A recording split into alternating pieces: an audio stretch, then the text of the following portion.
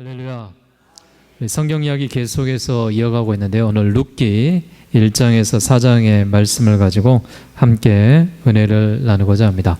룻기는 저자가 이렇게 누군지 추정으로 되어 있고요. 사무엘로 저희들이 추정을 하고 또 사사시대에 있었던 일로 우리가 알려져 있습니다. 어려운 시대에 하나님을 어떻게 사랑하고 섬기는지 보여주는 내용이 있고요. 성경에서 전하는 가장 아름다운 이야기 중에 또 한 장면이 오늘 룻기라는 성경에 기록이 되어 있습니다. 이 룻이라는 여인은 예수님의 혈통의 족보에서도 중요하게 빠지지 않는 인물입니다. 그래서 성경에 여자 주인공의 이름을 딴 책이 한 두 권이 나오죠. 룻기라는 성경과 에스더라는 성경이 나옵니다. 룻기라는 성경은 이스라엘 백성과 결혼한 모압 여인, 이방 여인을 이야기하고 있고요.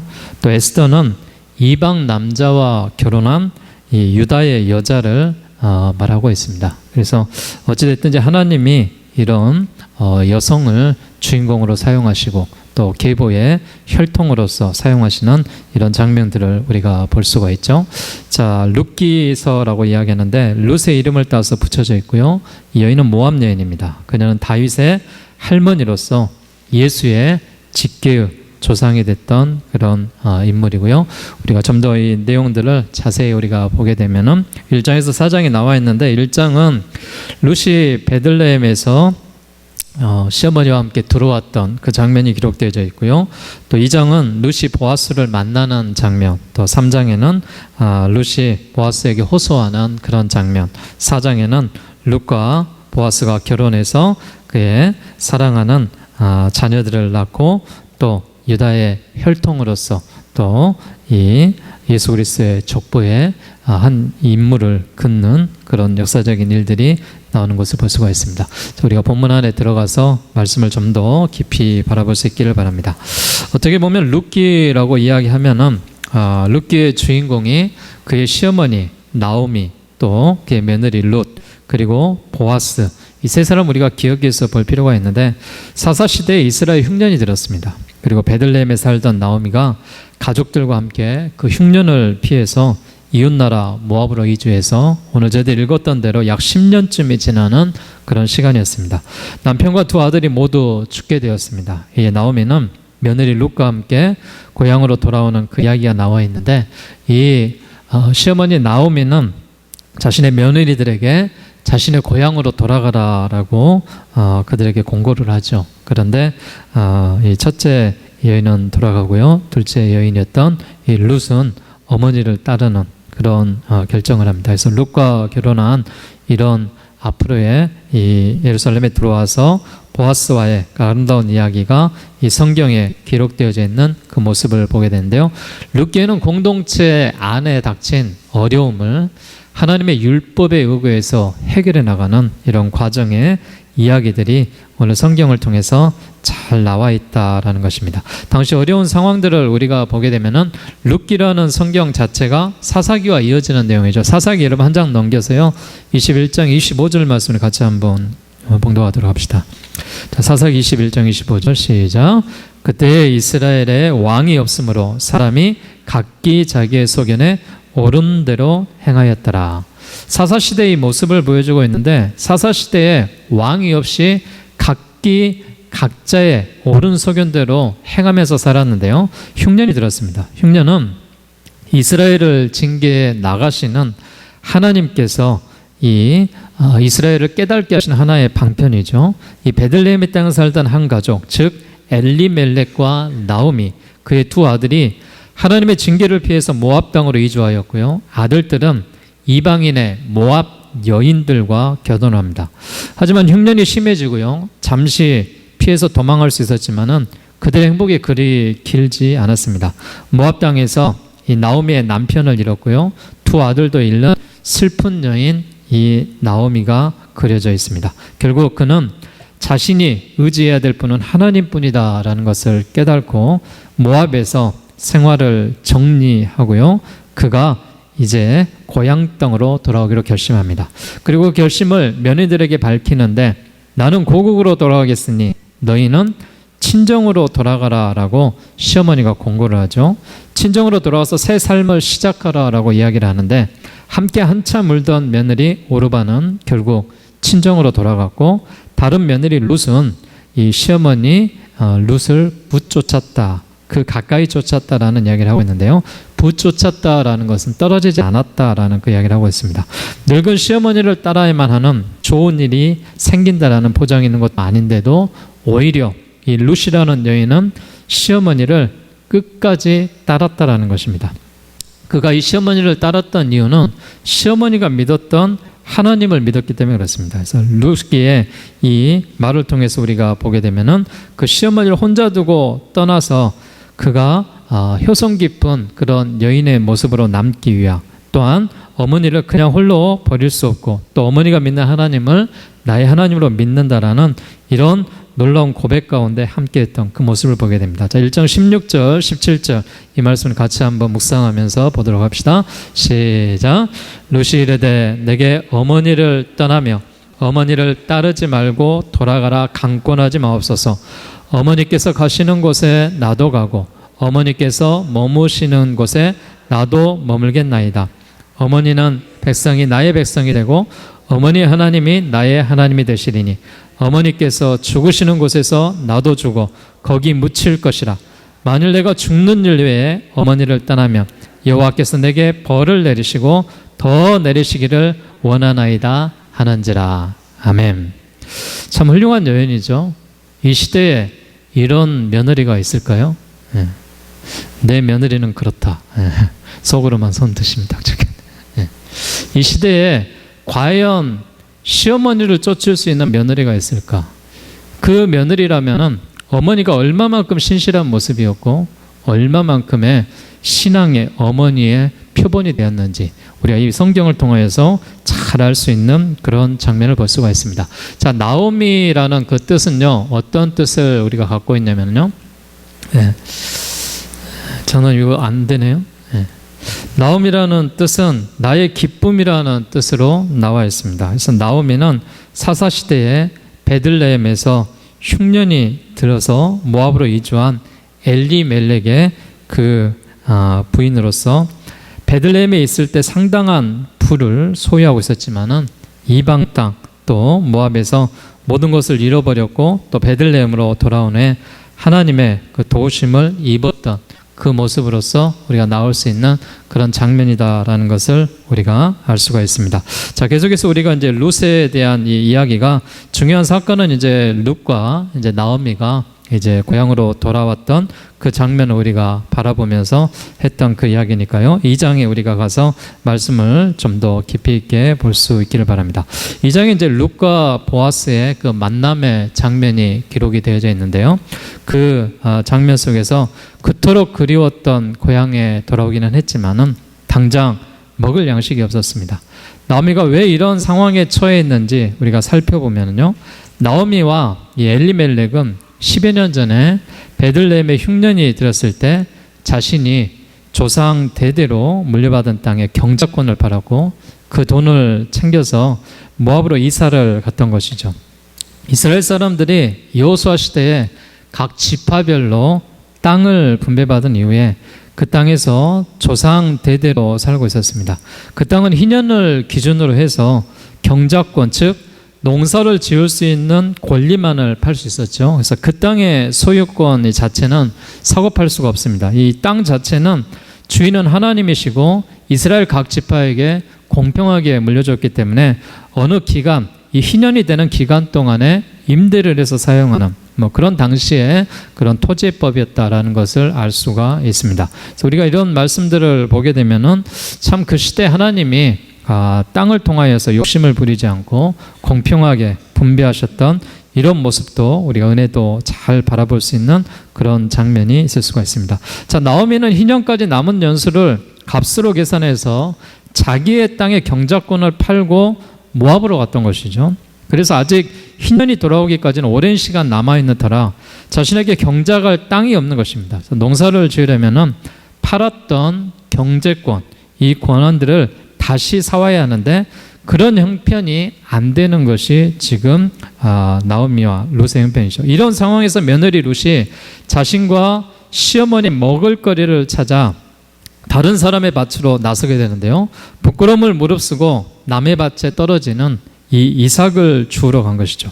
룻이 그렇게 발걸음을 옮겨 다다른 곳이 보아스의 밭이었다라고 알 수가 있습니다. 자, 우리 성경 그 말씀 우리가 바라보면서 함께 나가겠습니다. 자, 성경 2장 4절 말씀 한번 보도록 하겠습니다. 시작. 마침 보아스가 베들레헴에서부터 와서 베는 자들에게 이르되 여호와께서 너희와 함께 하시기를 원하노라 하니 그들이 대답하되 여호와께서 당신에게 복 주시기를 원하나이다 하니라. 아멘. 이 밭이 지금 보아스의 밭입니다. 보아스는 자기 밭의 추수꾼들에게 여호와께서 너희와 함께 하시기를 원하노라 라고 인사를 했죠. 그 축복의 인사를 들은 추수꾼 또한 여호와께서 당신에게 복 주기를 원한다라는 그 멘트로 함께 이 복에 대한 개념을 나누며 교통하는 그런 장면의 모습들로 볼 수가 있는 것이죠. 하나님의 이름으로 서로를 축복하고 이렇게 아름다운 노사 관계를 우리가 보신 적이 있습니까? 게다가 당시가 사다시대임을 생각한다면 이 모습이 참으로 놀라운 장면이 아닐 수가 없는 것이죠. 뿐만 아니라 보아스는 이방 여인 룻을 배려해주는 그런 모습까지 보이고요. 남편이 죽고 난 후에 홀로 남은 시어머니를 모시는 이 착한 여인이라는 것을 소문으로 알고 있었다면 룻에게 격려의 말도 건네는 그런 장면을 우리가 볼 수가 있죠. 자, 그 격려의 말을 건네는 장면 2장 12절에 나오는데 한번 봉독할까요? 시작. 여호와께서 내가 행한 일에 보답하시기를 원하며 이스라엘의 하나님 여호와께서 그의 날개 아래에 보호를 받으러 온 내게 온전한 상 주시기를 원하노라 하는지라. 이런 룻에게 격려를 해줄 수 있는 이 보아스는 축복의 말을 이어주고 따뜻한 말을 해줬던 그런 사람으로 우리가 알려져 있습니다. 이것은 너희가 너희의 땅에 곡식을 거둘 때 밤 모퉁이까지 다 거두지 말고 너에게 떨어진 이삭도 줍지 말고 포도원의 열매를 다 따지 말고 포도원에서 떨어진 열매도 줍지 말고 가난한 사람과 거리민을 위해서 버려두라는 이런 하나님의 말씀에 그가 순종하고 순복하는 그런 장면의 모습입니다. 하나님의 말씀이 이렇게 실천하는 이 모습으로 나와 있는 것을 바라봤을 때 우리 그리스도인들도 이런 보아스와 같은 마음을 가지셔야 돼요. 내가 넉넉한 마음을 갖고 나누어주고 또 베풀고 또 어려운 이웃들에게 사랑을 줄 수 있는 그런 모습이 필요하다는 것입니다. 2장 15절 16절 우리 말씀 같이 한번 다시 봅시다. 시작. 룻이 이삭을 주우러 일할 때 보아스가 자기 소년들에게 명령하여 이르되 그에게 곡식 단 사이에서 줍게 하고 책망하지 말며 또 그를 위하여 곡식 다발에서 조금씩 뽑아버려서 그에게 줍게 하고 꾸짖지 말라 하니라. 아멘.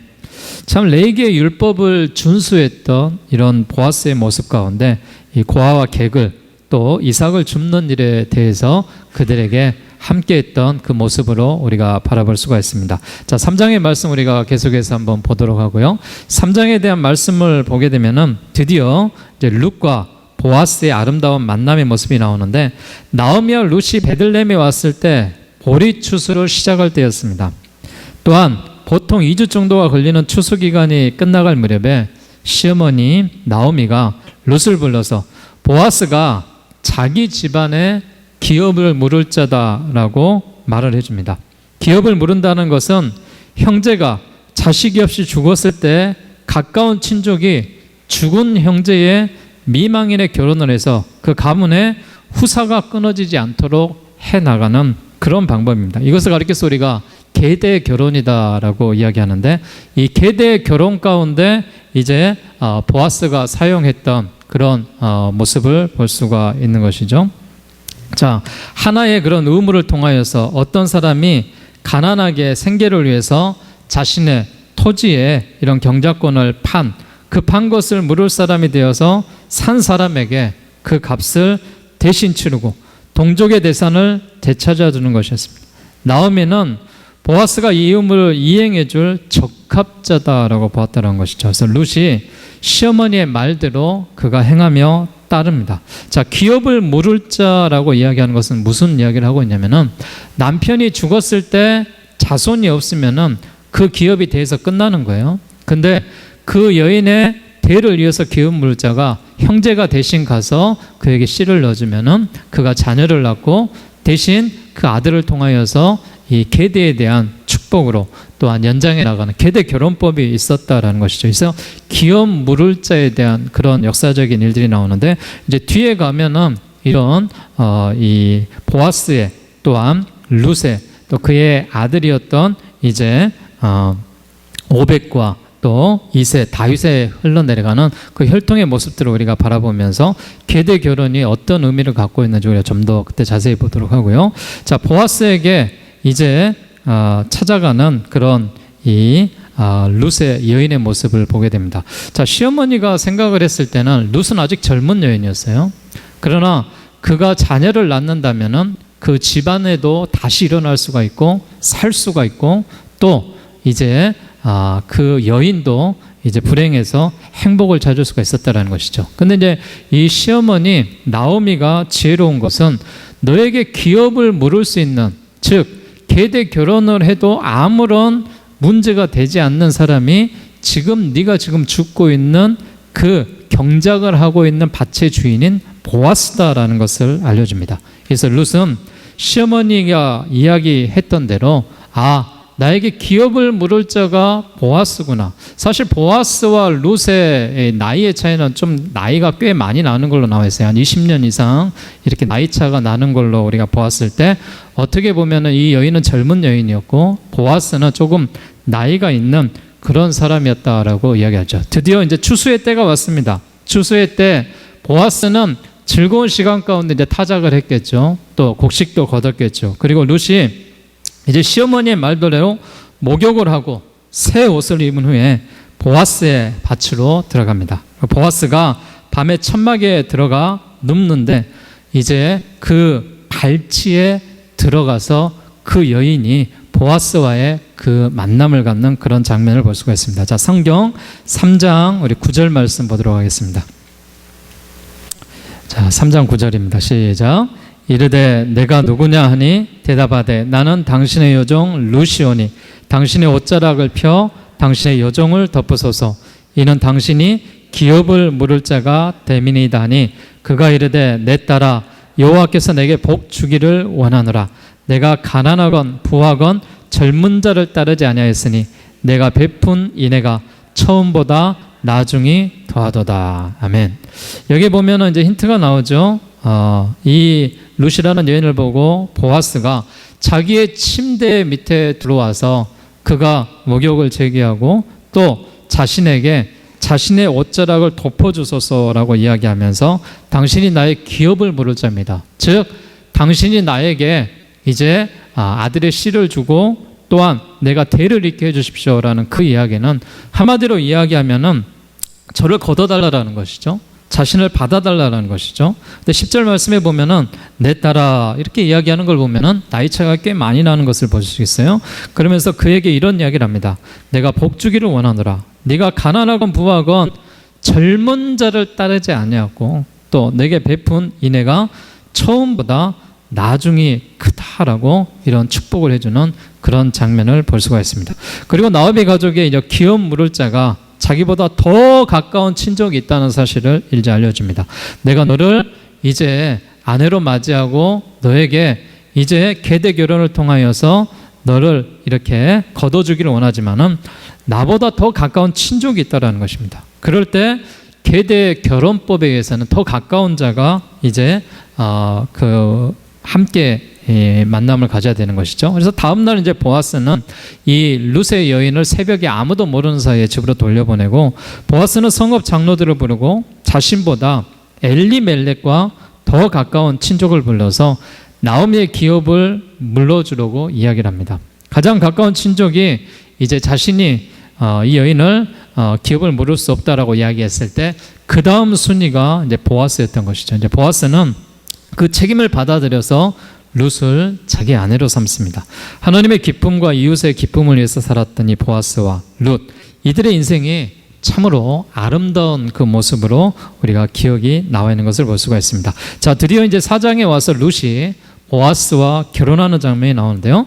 보아스가 살던 사사시대가 대부분 사람들이 자기의 소견 옳은 대로 살았던 시대예요. 그런데 보아스는 다른 사람들과는 달리 하나님의 말씀을 붙들면서 살았습니다. 물론 하나님의 이것이 은혜였고 이 족보를 통한 그 이유를 우리가 짐작해 나갈 수가 있는데요. 룻기의 맨 마지막 부분에 보아스의 족보가 나오는 것을 볼 수가 있는데 이 보아스의 아버지가 살몬이었고 보아스는 이 살몬은 보아스를 낳았고 보아스는 오벳을 낳았고 이 말씀들이 기록이 되어 있는 그 장면들을 우리가 볼 수가 있습니다. 자, 이 성경 보고요. 자, 우리 이 족보에 대한 것들을 조금 더 이야기해 보도록 합시다. 자, 4장 18절에서 22절 말씀을 같이 보도록 하겠습니다. 자, 시작. 베레스의 계보는 이러하니라. 베레스는 헤스론을 낳고 헤스론은 람을 낳고 람은 임만을 낳고 암미나답은 나손을 낳았고 나손은 살몬을 낳았고 살몬은 보아스를 낳았고 보아스는 오벳을 낳았고 오벳은 이새를 낳았고 이새는 다윗을 낳았더라. 아멘.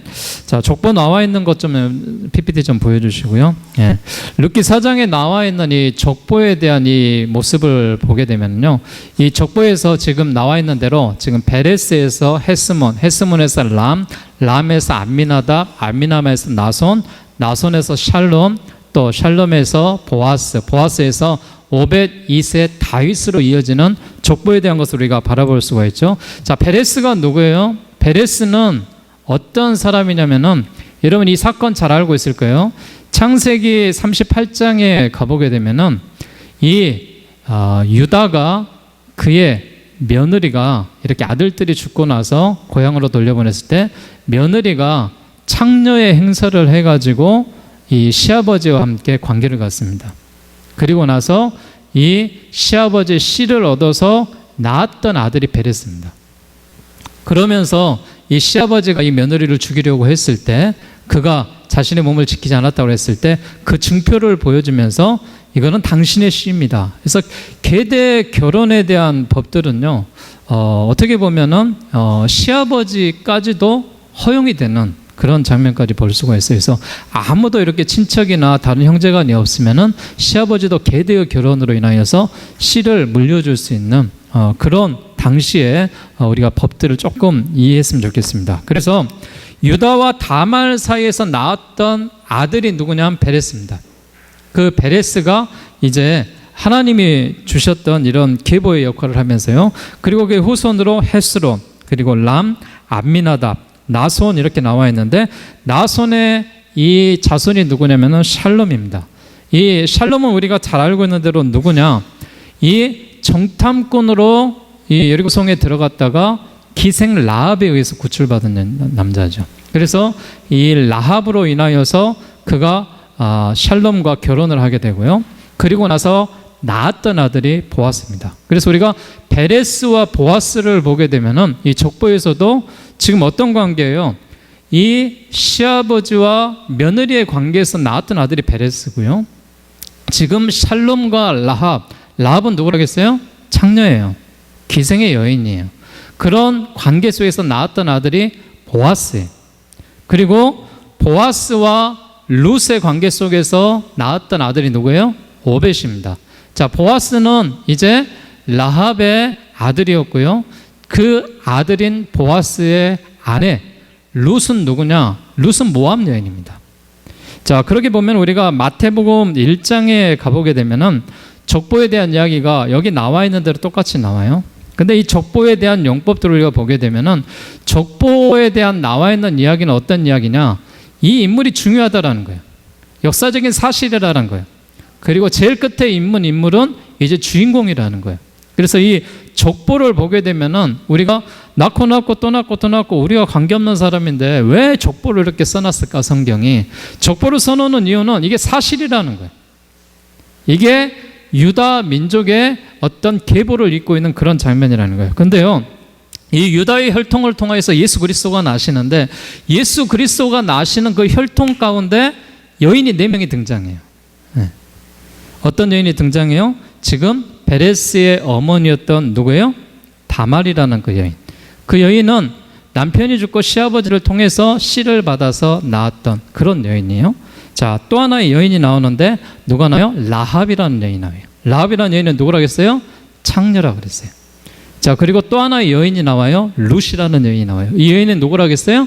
이방 여인이라고 그랬어요. 그리고 예수 그리스도의 어머니 마리아가 나와요. 마리아 또한 어때요? 처녀의 몸으로 잉태를 하고 사람들에게 손가락질 받고 좋은 인상을 받지 못했던 이런 모습이 나와요. 근데 예수 그리스도의 혈통에 나와 있는 족보의 이 네 여자의 이름이 나와요. 이 네 여자의 이름이 여기서 나와서 있는 것을 보게 되면은 이 모습 속에서 하나님이 사용하시는 그런 여자의 모습이 어떻게 보면 완벽한 여자들이 아니잖아요. 모두가 다 흠이 있는 사람들이잖아요. 한 여인은 시아버지에게서, 또 한 여인은 창녀의 몸으로, 또 한 여인은 어떤 모습이에요? 그가 이방 여인의 모습으로, 사람들에게 손가락질 받는 모습으로. 그러나 하나님의 이 혈통에 대한 방법은 예수 그리스도를 통한 하나님의 놀라운 은혜와 역사가 나타나게 된다는 것. 우리가 이 말씀을 우리가 바라보면서 하나님은 어떤 이 계대에 대한 어떤 혈통이 있는 자를 하나님 사용하시는 것이 아니라 이방 사람들을 사용하신다라는 거예요. 낮고 천한 자를 사용하신다라는 거예요. 지금 이 말씀을 우리에게 해주는 그런 장면을 우리가 볼 수가 있습니다. 역시 보아스 또한 이런 살몬과 라합을 통하여서 이제 쉐마의 교육을 받고 그가 어려서부터 하나님을 아버지로 모시는 그런 신앙의 교육에 빛나는 성공 사례다라고 우리가 이 말씀을 둘 수가 있습니다. 그래서 결국 이 이방 여인 룻에 대한 이 여인의 모습을 바라보면서 하나님이 기업 물을 자 보아스를 만나게 되고 또 보아스를 만나고 나서 그가 계대를 이어서 결국 다윗의 그 혈통인 그의 다윗의 할머니, 증조할머니가 되었고 이제 그 혈통을 통하여서 예수 그리스도가 나오는 그런 장면을 바라봤을 때 하나님이 주시는 놀라운 역사와 은혜의 모습을 볼 수가 있습니다. 제가 이 룻이라는 성경을 바라보면서 중요하게 생각해야 된 그 인물들 세 주인공을 이야기해 드렸어요. 보아스를 보셔야 되고 나오미를 보셔야 되고 룻을 보셔야 돼요. 자, 결론적으로 말씀드리면은 보아스는 하나님의 말씀대로 책임을 다한 자였습니다. 즉 우리가 보아스와 같은 그 역할을 감당할 때 내가 하나님의 말씀대로 책임을 다할 수 있는 그런 의무감을 가지고 살아가는 믿음의 삶을 살아야 됩니다.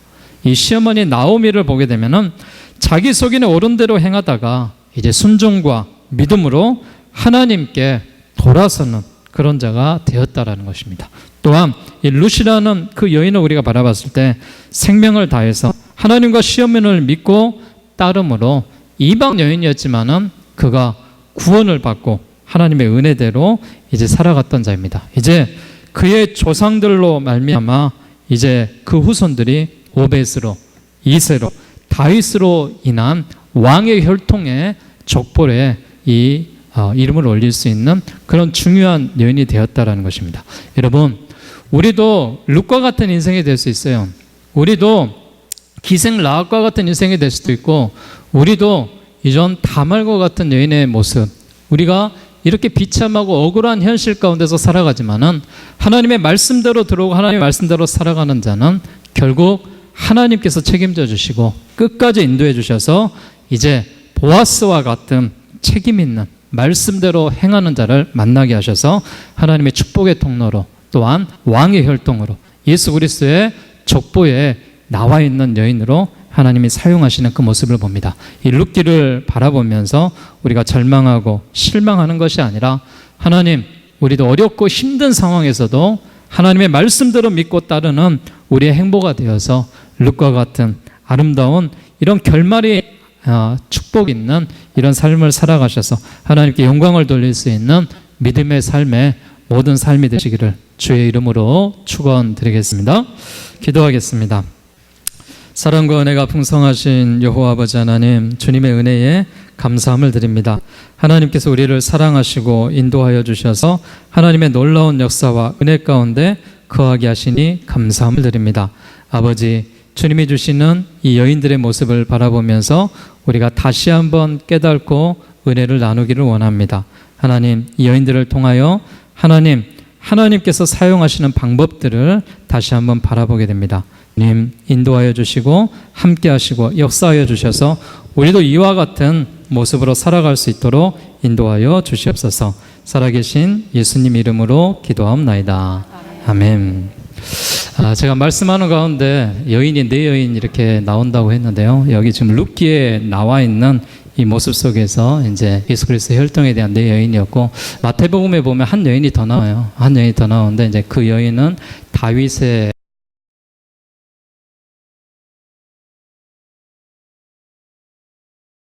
아내였던 이제 우리아죠. 우리아 또한 어떤 여인이에요? 어떻게 보면은 왕이 겁탈한 그런 여인이잖아요. 그런 여인 속에서 하나님의 그 혈통이 나왔다라는 그 모습을 여러분 보면서 참 하나님이 사용하시는 그런 방법과 은혜가 놀랍다라는 것을 깨닫고, 우리 모두도 절망하고 또 실패하는 인생이 아니라 하나님이 주시는 이런 평강의 인생으로서 살아갈 수 있기를 바랍니다. 자, 내가 주인 삼아 우리 찬양 드리고 우리 기도하고 예배 마치겠습니다.